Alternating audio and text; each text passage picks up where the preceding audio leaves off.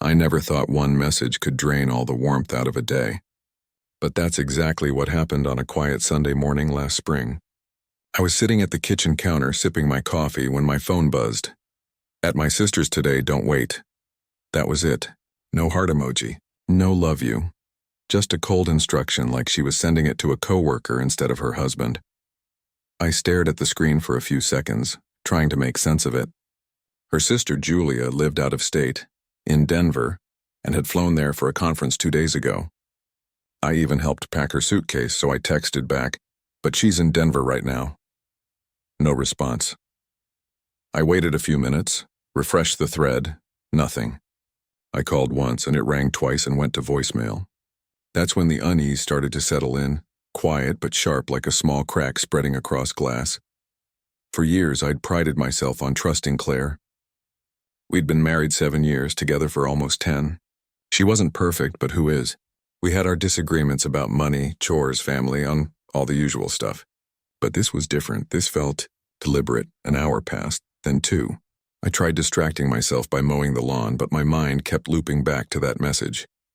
I checked her location on Find My. She'd turned sharing off. That was the moment my chest went cold. I wasn't the jealous type, never had been. But when someone hides what used to be open, you feel it in your bones. By noon, I texted again. Everything okay? Delivered, not read. I sat at the table, phone in hand, thumb hovering over the call button, when a memory hit me. Last month, she'd started dressing differently.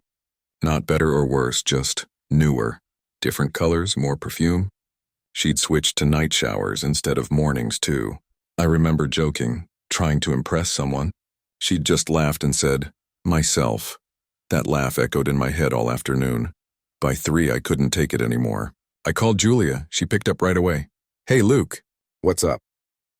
Just checking in, I said, trying to sound casual. Claire said she was spending the day with you. There was a pause. Then confusion. I'm still in Denver. Did she mean someone else? My stomach dropped. I thanked her and hung up before she could ask more. I sat there in silence, staring at the wall, feeling something inside me shift.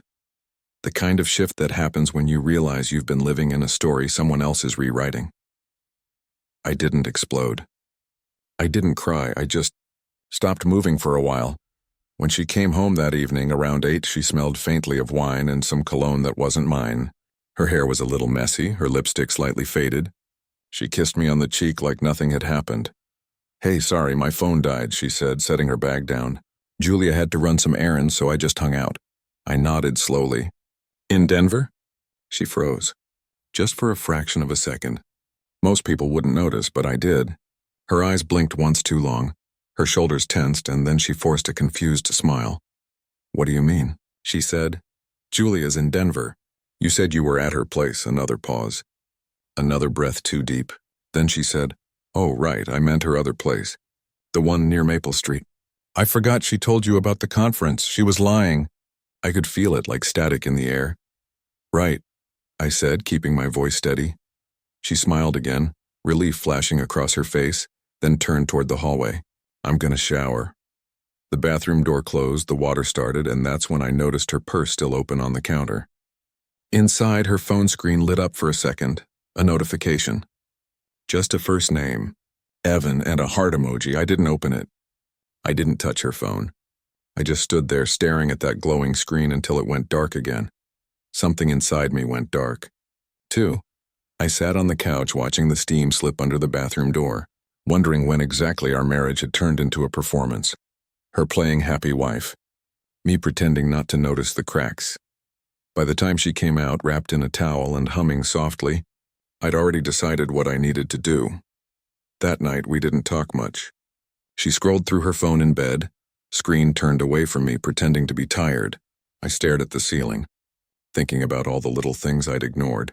Late-night messages, sudden work dinners. How she'd started guarding her phone like it held national secrets. It's strange how love can make you blind to patterns you'd easily see in someone else's life. I wanted to believe her, I really did. But denial only stretches so far before it snaps. The next morning, I left early for work but didn't go there. Instead, I parked at a coffee shop across town, the kind she never visited. I opened my laptop and logged into our shared phone account, something I hadn't done in years. One of those family plans that keeps every number and text in one place. There it was. Evan. A string of messages, recent ones too. Most were short, harmless on the surface. Good morning, handsome. Last night was amazing. Same time Thursday? My hands were steady, but my stomach twisted. It wasn't anger yet, more like disappointment so deep it felt physical. I read a few more lines, saw dates, and realized how long it had been going on. Months, right under my nose. When you read something that changes your life, the world doesn't stop.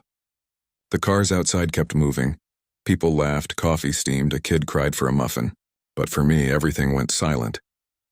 I closed the laptop, finished my coffee, and sat there until the sun shifted across the floor. Then I went home.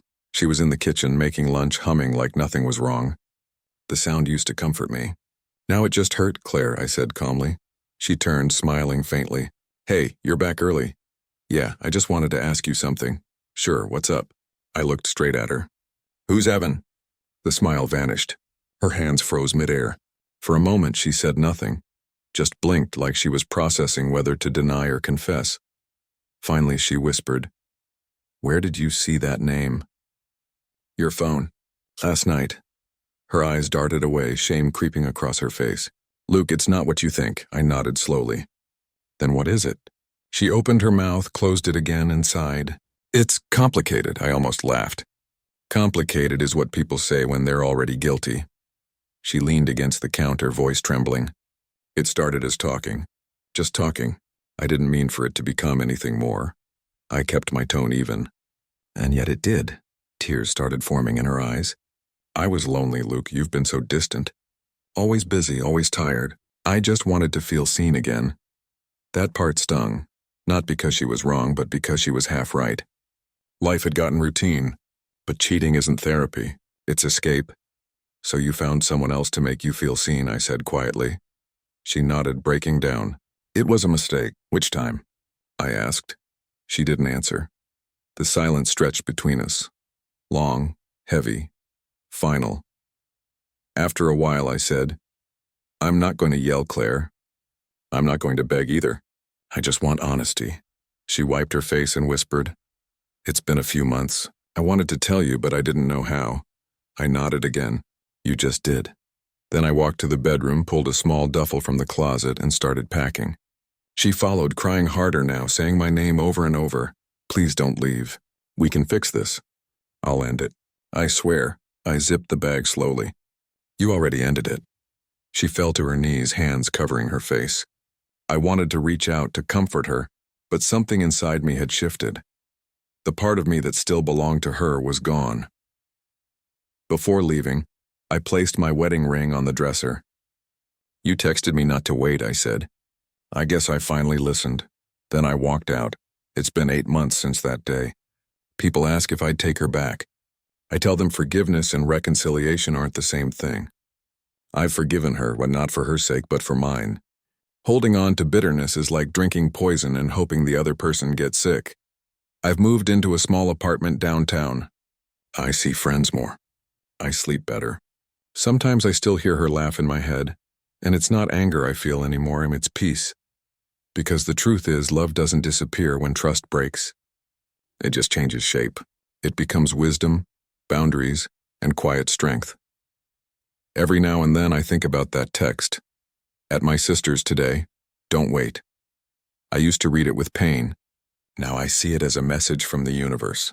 A reminder that sometimes when someone tells you not to wait, you shouldn't. You move on. You heal. You learn.